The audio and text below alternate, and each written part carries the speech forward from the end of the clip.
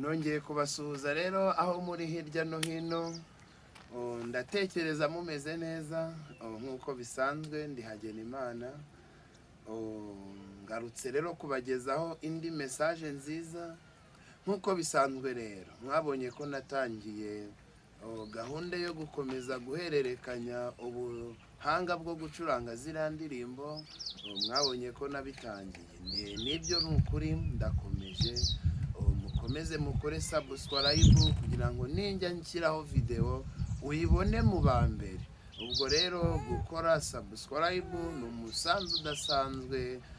Rero ndabibararikiye, mwapfuramwe rwose mukomeze mukore subscribe, ntacyo bitwaye.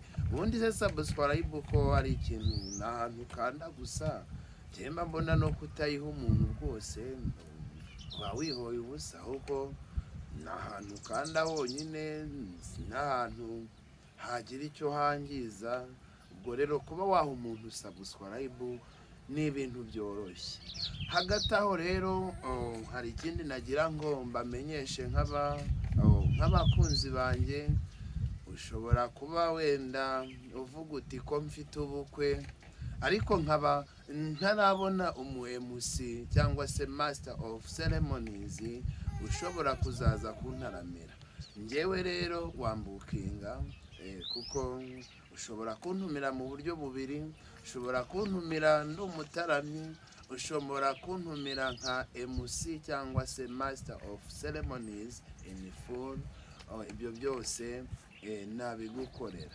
Rero bookinga MC Hagena kugira ngo ibirori byawe, kugira ngo ubukwe bwawe butazava mu mitwe y'abantu, buzahore buri memorable, buhora ari ubukwe abantu bibuka, kuko ndabizi, kuko mbikora neza. Ubwo rero nababwira iki? Ntuzongere kwibaza uti ko ntazi MC wazandyohereza ubukwe. Rwose ntuzigere ubishidikanyaho. Ngayo nguko rero ndi expose. Ntuzigere rero uhangayika uti ko nta MC mfite. Nababwira iki rero? Nicyo nari ngiye nababwiye.